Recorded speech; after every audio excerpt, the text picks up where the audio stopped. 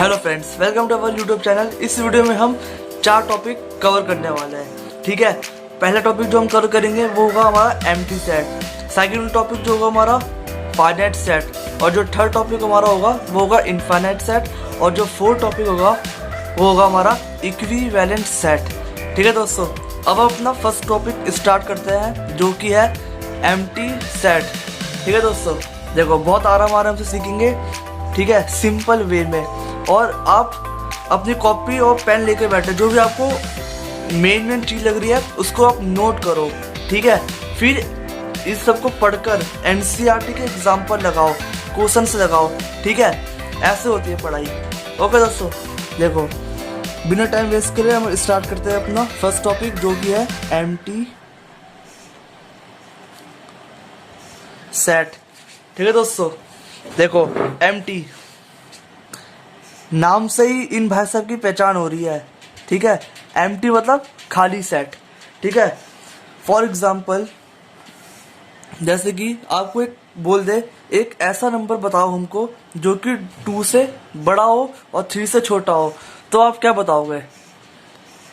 आप इसका आंसर नहीं दे पाओगे। क्यों नहीं दे पाओगे? आप सोचोगे कि ऐसा कौन सा नंबर है जो कि 2 से बड़ा हो और 3 से छोटा हो, तो आप इसमें कंफ्यूज हो जाओगे। ठीक है, ठीक है, तो आप इसका आंसर नहीं दे पाओगे, और इनका आंसर आप इस टर्म में दोगे, ये गोला और ये इसका मतलब होता है 5।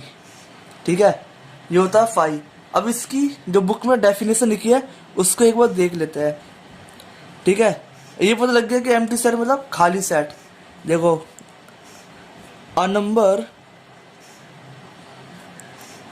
A set is said to be empty।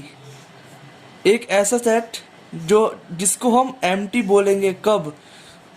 Which has no element। ठीक है, जिसके अंदर एक भी एलिमेंट ना हो। जैसे कि एग्जाम्पल अगर आपको बोल दे 2 greater than x greater than 3, इसका मतलब है ये जो आपका x होगा वो 2 से बड़ा होना चाहिए और 3 से छोटा होना चाहिए। देखो दोस्तों, शायद आप इस क्वेश्चन का जवाब नहीं दे पाओगे। ठीक है, क्योंकि आपको नंबर ही नहीं पता ऐसा जो कि 2 से बड़ा हो और 3 से छोटा हो। ठीक है, और ऐसी अटपटे अजीब, इसको कुछ भी बोल दो, ऐसे सेट को हम एम्प्टी सेट बोलते हैं। ठीक है, अब आप बोलोगे तो सर इसका हम आंसर क्या लिखें? देखो, जिसका जो आंसर रहेगा मैंने आपको पहले बता दिया है, इसका आंसर रहेगा 5। ठीक है, तो आप आंसर में एक गोला बनाओगे और एक डंडा खींच दोगे, इसका मतलब होता है 5। ठीक है दोस्तों, अब जो हमारा सेकंड पॉइंट होगा इसको A पॉइंट मान लो और ये B पॉइंट। ठीक है, पॉइंट में समझाऊंगा। देखो दूसरा पॉइंट आप इसको लिख सकते हो, इसको हम डिनोट करते हैं, एम्प्टी सेट को डिनोटेड बाय 5 और ये ब्रैकेट, करली ब्रैकेट। देखो इसके अंदर कोई भी एलिमेंट नहीं है, मतलब कि खाली एम्प्टी, और वही हम पढ़ रहे हैं एम्प्टी सेट। तो हम इसको कभी कभार ऐसे भी रिप्रेजेंट करते हैं, पर मोस्टली हम ऐसे ही लिखते हैं हम। ठीक है, देखो मैं आपको परफेक्ट बनाता हूँ इसमें। अब एक जो बच्चों की कंफ्यूजन होती है वो आपसे डिस्कस कर लेता हूँ एक बार। ठीक है, देखो बच्चों को क्या कंफ्यूजन होती है एक बार वो देख लो। मान लो मैं ऐसी टाइप का क्वेश्चन लेता हूँ 5 ग्रेटर देन 6। ठीक है, और x बिलोंग कर रहा है नेचुरल नंबर को। ठीक है, आप बताना इसका आंसर क्या होगा। और दूसरा मैं लिख लेता हूँ 5, यही लिख लेता हूँ ग्रेटर देन 6, पर अब मैंने यहाँ पर ये चेंज कर लिया, अब ये रियल नंबर को बिलोंग कर रहा है। ठीक है, अब आप मुझे ये बताओ कि किस में 5 जाएगा और किस में 5 नहीं जाएगा। ठीक है दोस्तों, जिन्होंने कर लिया है वो एक बार मैच कर लेना। ठीक है, देखो क्वेश्चन हमको क्या बोला है, हमको जो हमारा x है, ठीक है, जो हमारा x है वो हमारा 5 से बड़ा है और 6 से छोटा होना चाहिए, और ये नेचुरल नंबर को बिलोंग कर रहा है। देखो नेचुरल नंबर में सिर्फ आपको ये 5 और ये 6 दिखेगा। ठीक है, ये 2 चीज दिखेगा आपको बस, तो आपको पता ही लगेगा कि 5 से बड़ा और 6 से छोटा क्या है। तो इसके लिए आप आंसर में लिख दोगे 5। ठीक है दोस्तों, अब रियल नंबर में आओ। रियल नंबर में आपको यहाँ पर 5.1, 5.2, 5.3 ऐसे बहुत सारे नंबर दिख जाएंगे, तो आप इसका आंसर दे सकते हो। ठीक है, इसमें आपका 5 नहीं जाएगा। ठीक है, समझ में आ गई बात। इसमें 5 आया और इसमें 5 नहीं आया, क्योंकि ये नेचुरल नंबर का बिलोंग कर रहा था और ये रियल नंबर का बिलोंग कर रहा था। ठीक है, इन दो चीज़ों में बच्चों को बहुत कंफ्यूज होती है, और जिस चीज़ में बच्चों को कंफ्यूजन होती है और वही चीज़ पेपर में आती है। ठीक है, और ये मैंने आपकी कंफ्यूजन दूर कर दी। ओके, देखो और एग्जांपल लेता हूँ, टेंशन मत लो। जैसे कि एक एग्जांपल लिया मैंने, set A is equal to curly bracket x such that x square minus 3 is equal to 0। ठीक है, और x इज रैशनल नंबर। ये जो हमारा x है वो एक रैशनल नंबर का बिलोंग कर रहा है। ठीक है, अब आपको बताना है ये एम्प्टी सेट है या नहीं। ठीक है, तो देखो पहले आपको एम्प्टी सेट बताने से पहले आपको इस चीज को सॉल्व करना पड़ेगा। ठीक है, क्यों सॉल्व करना पड़ेगा आइए देखते हैं। देखो x square minus 3 is equal to 0, ये एक्स स्क्वायर ये माइनस 3 इक्वल्स टू के उधर चला गया, तो ये आया 3, और ये x इज इक्वल टू, और ये जो स्क्वायर है अब ये इसके ऊपर रूट चढ़ जाएगा। ठीक है दोस्तों, रूट 3 चढ़ जाएगा। और एक बात मैं आपको बताता हूँ, जब भी किसी नंबर के ऊपर रूट चढ़ जाए तो वो प्लस और माइनस की फॉर्म में टूटता है। ठीक है, शायद आपके लिए ये जो साइन है नया नया होगा। ठीक है, पर इस बार ये याद रखना, मैं आपको बता देता हूँ कि इसको आप और कैसे लिख सकते हो।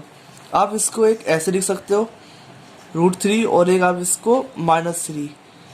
इन दो का मतलब ये चीज होती है। ठीक है, अलग अलग ना लिखने से बेहतर हम 11th और 12th क्लास में और कॉलेज लाइफ में हम इसको ऐसे लिखते हैं। ठीक है दोस्तों, ये था इसका एग्जाम्पल। अब आपने देखा कि ये प्लस माइनस √3 आ रहा है। अब आपको बताना है कि ये रैशनल नंबर है या नहीं है। ठीक है, अब कुछ बच्चे बोलेंगे ये √3 है, इसके नीचे 1 तो होगा, तो ये मेरा P/Q की फॉर्म में होगा, और ये हमारा रैशनल नंबर होता है। ठीक है, तो जो टीचर होगा वो ऐसे गलत कर देगा, क्योंकि √3 मेरा इरेशनल नंबर होता है। यह आपने 10th क्लास में प्रूफ करा था, √3, √5 इन सबको इरेशनल प्रूफ करो, ये आपने पढ़ा है 10th में। ठीक है, मैं आपको ये बता देता हूँ कि ये रैशनल नंबर कब बनता। ठीक है, चिंता मत करो।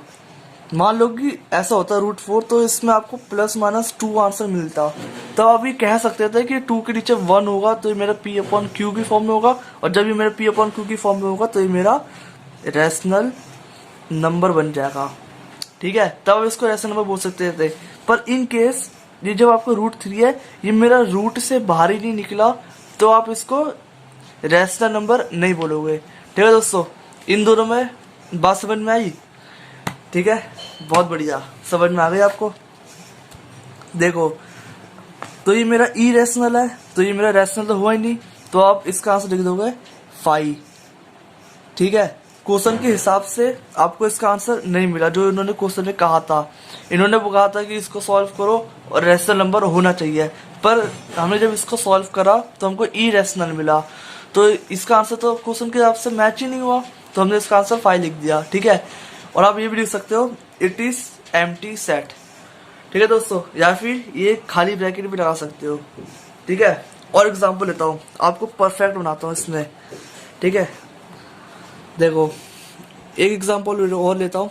मान लो हमने एक सेट लिया, A is equal to curly bracket x is a point.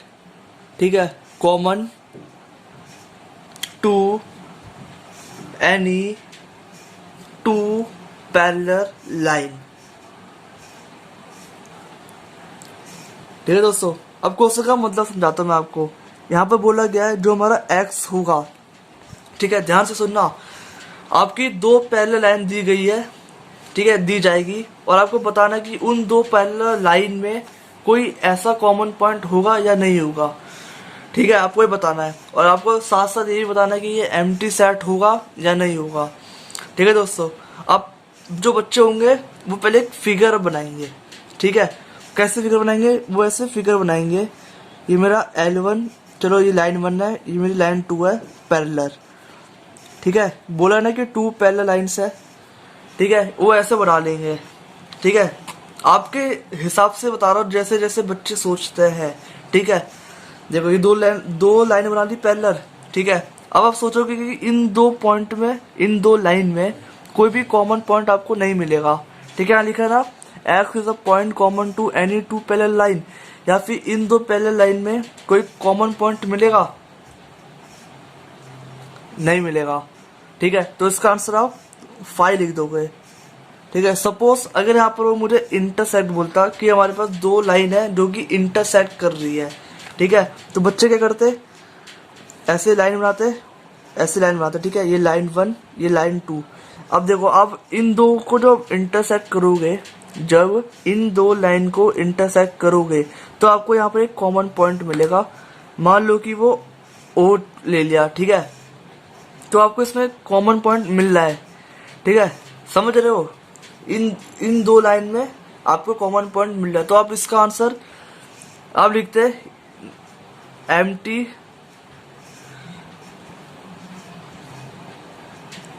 It is not empty set, ठीक है। ये एम्प्टी सेट नहीं होता। पर इन केस जब लाइन पैरेलल है हमारी, तो इन दो पैरेलल लाइन में आपको कोई भी कॉमन पॉइंट नहीं मिलेगा, ठीक है। तो आप लिख दोगे ये एम्प्टी सेट है और इसका आंसर 5 लिख दोगे, ठीक है। ठीक है दोस्तों, ये मैंने आपको पूरी एम्प्टी सेट की पूरी कहानी बता दी, क्या क्या है क्या क्या नहीं है, कंफ्यूजन बता दी बच्चों की क्या होती है, ठीक है। अब हम मान सकता हूँ कि मैं एक अज्यूम ले रहा हूँ कि आपको ये एम्प्टी सेट समझ में आ गया होगा। देखो, अब हम अपने नेक्स्ट टॉपिक की ओर बढ़ते हैं, वो है फाइनाइट सेट, ठीक है।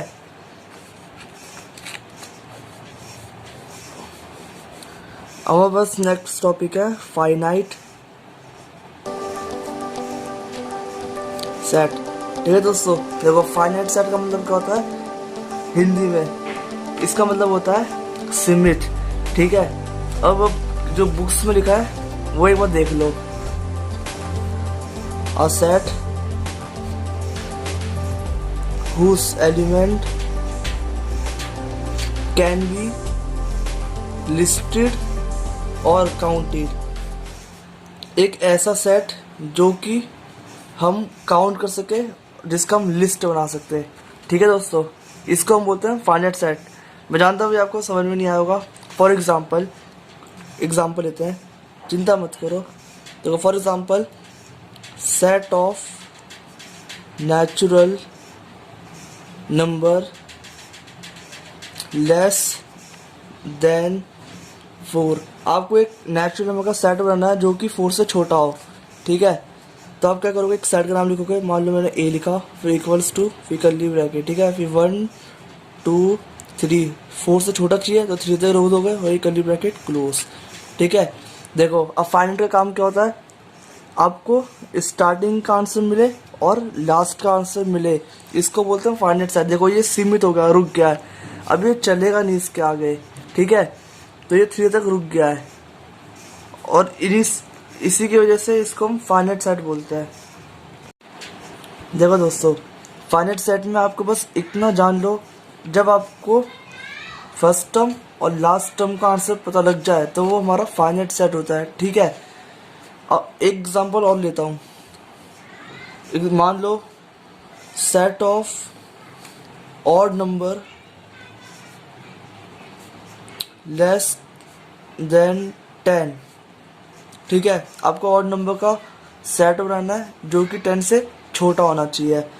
आप एक सेट का नाम लिखोगे, B is equal to set A. Odd number में क्या आता है, 1 3 5 7 और 9, ठीक है। अब यहाँ 10 मत लिख देना क्योंकि 10 से छोटा चाहिए, तो 9 तक रोक के आप यहाँ पर कर्ली ब्रैकेट क्लोज। अब आप देखोगे, मैंने आपको क्या बताया था, फाइनाइट सेट एक ऐसा सेट होता है जिसका फर्स्ट टर्म और लास्ट टर्म का आंसर मिल जाए, ठीक है। तो देखो, इसमें आपको फर्स्ट टर्म का आंसर मिल गया, हाँ मिल गया, और लास्ट टर्म को भी मिल गया, तो ये हो गया हमारा फाइनाइट सेट, ठीक है दोस्तों। अब हम बात करते हैं अपनी इनफाइनाइट सेट के बारे में। देखो दोस्तों, अब हम इनफिनाइट सेट के बारे में बात करते हैं। अभी हमने जाना कि फाइनाइट सेट क्या होता है, ठीक है, जो कि सीमित हो। अब देखो इनफिनाइट सेट यानी कि असीमित, ठीक है। हमको इतना पता लग गया कि ये रुकेगा नहीं, मतलब कि इसका फर्स्ट टर्म हमको पता होगा, पर इसका एंड टर्म कहाँ होगा वो हमको पता नहीं होगा, ठीक है। ऐसे सेट को हम इनफिनाइट सेट बोलते हैं, ठीक है, जो कि अनलिस्टेड हो और अनकाउंटेड। फॉर एग्जाम्पल, जैसे कि एग्जाम्पल सेट ऑफ नेचुरल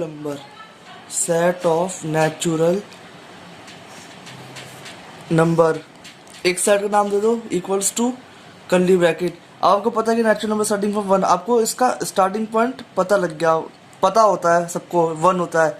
अब 2, 3, 4, अब आपको पता है कि इसका एंड टर्म कहाँ होगा, नहीं पता ना, तो आप ऐसे डैश लगा दोगे। अब आपको इसका एंड टर्म कहाँ होगा, क्या होगा, आपको नहीं पता। ऐसे सेट को हम इनफिनाइट सेट बोलते हैं।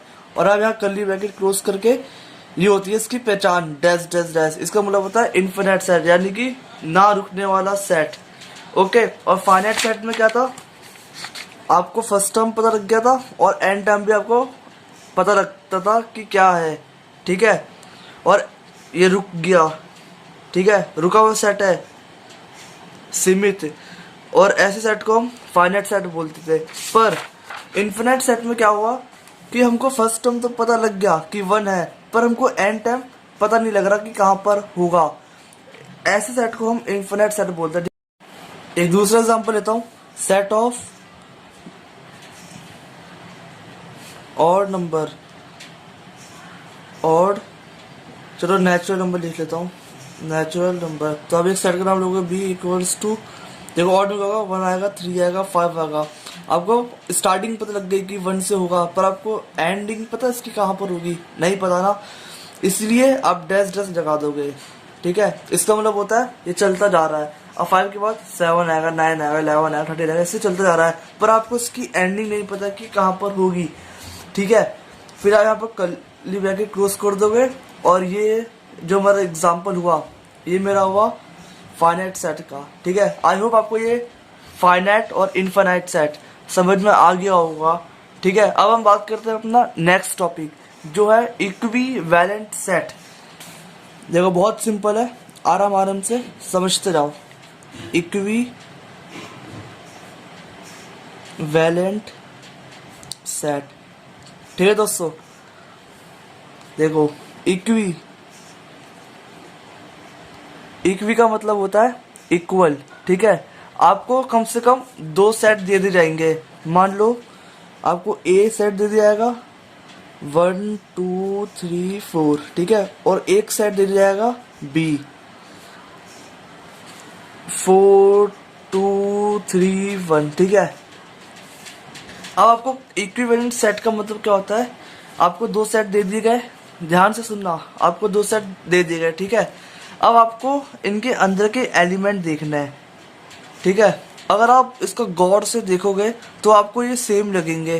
क्यों, देखो 1, 2, 3, 4 इसमें आ रहा है नंबर्स, और 1 ये रहा, 2 ये रहा, 3 ये रहा, 4 ये रहा, ये सेम एलिमेंट है दोनों में, ठीक है दोस्तों।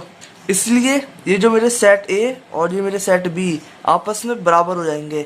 तो आप लिख दोगे सेट ए बराबर सेट बी, और यही होता है मेरा इक्विवेलेंट सेट, यानी कि 2 सेट का इक्वल होना। कब, जब उनके आपस के एलिमेंट बराबर हो, ठीक है, ठीक है दोस्तों। देखो बहुत सिंपल था और ये बहुत छोटा टॉपिक था इक्विवेलेंट सेट, और ये खत्म हो गया हमारा। अब मैं आपको बता देता हूँ अभी तक हमने क्या क्या पढ़ा, ठीक है। हमने पढ़ा एम्प्टी सेट, एम्प्टी मतलब खाली सेट, ठीक है। जैसे कि फॉर एग्जांपल आपको ये नंबर दे दिया गया और आपको बोला कि एक ऐसा सेट बनाओ जो कि 2 से बड़ा हो, 3 से छोटा हो। आपको ये अटपटा लगेगा, अजीब लगेगा सवाल, ठीक है। जो सवाल अजीब अटपटे लगे उनके आंसर 5 होंगे, ठीक है। और इसको हम डिनोट करते हैं 5 से, और ये खाली ब्रैकेट, ठीक है। अगर मान लो, देखो इन 2 सवाल में लोगों को कंफ्यूज होती है, क्योंकि अगर यहाँ पर x जो होगा मेरा नेचुरल नंबर को बिलोंग्स करेगा तब उसका आंसर 5 होगा। अगर मान लो कि वो रियल नंबर को बिलोंग करेगा तो यहाँ इस नंबर लाइन में देखो आपको बीच में बहुत सारे नंबर मिलेंगे, इसलिए आप इसका आंसर 5 नहीं लिख सकते। ठीक है, अब आओ यहाँ पर फाइनाइट सेट। फाइनाइट सेट का मैंने आपको मतलब बताया कि रुका हुआ सेट, सीमित। ठीक है, और इसका एग्जांपल मैंने दिया था आपको नेचुरल नंबर लेस देन 4, यानी कि 1 2 3 आपको सेट बना दिया आपने इसका, यानी कि आपको इसका फर्स्ट टर्म मिल गया, ठीक है, और लास्ट टर्म भी मिल गया। ऐसे सेट को हम फाइनाइट सेट बोलते हैं। ठीक है, और दूसरा एग्जांपल मैंने लिया था ऑड नंबर लेस देन 10, यानी कि 1 3 5 7 9। इसका मतलब ये हुआ आपको स्टार्टिंग पता लग गई 1 से होती है, ठीक है, और एंडिंग आपको पता लग गई 9 होगी। देखो ये रुक चुका है सेट, अब ये इसके आगे नहीं बढ़ने वाला, तो ऐसे सेट को हम फाइनाइट सेट बोलते हैं। फिर हमने नेक्स्ट टॉपिक पढ़ा इनफाइनाइट सेट। इनफाइनाइट सेट में हमने पढ़ा ये हमारे एक ऐसे सेट होता है जो कि रुकते नहीं है, इनका एंड टर्म किसी को नहीं पता होता कहाँ पर होगा। फर्स्ट टर्म तो पता लग जाएगा कि क्या होगा, पर एंड टर्म जो एंड टर्म होगा वो कहाँ पर होगा ये किसी को पता नहीं होता। ठीक है, ऐसे सेट को हम इनफाइनाइट सेट बोलते हैं। ठीक है, फिर हमने जो अपना लास्ट टॉपिक पढ़ा वो हमने पढ़ा इक्विवेलेंट सेट। इक्विवेलेंट सेट में क्या होता है, आपको दो सेट दे दिए जाएंगे, आपको उनके एलिमेंट्स को देखना है कि वो बराबर है या नहीं है।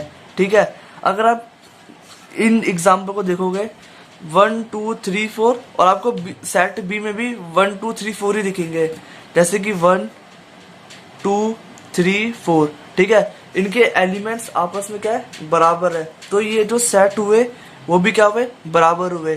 तो आपने यहाँ लिख दिया सेट ए बराबर सेट बी। ठीक है दोस्तों, एक नोट याद रखना,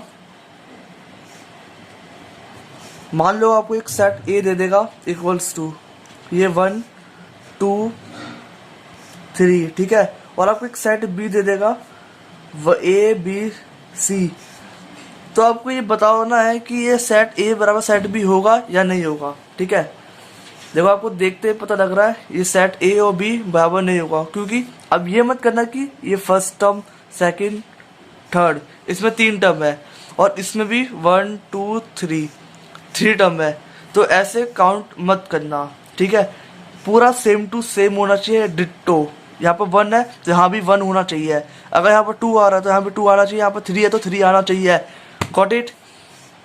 ये था छोटा सा नोट, आपको याद होना चाहिए। यहाँ भी दोगे ए नॉट इक्वल टू बी, इसका मतलब होता है नॉट इक्वल टू, ये बराबर नहीं है।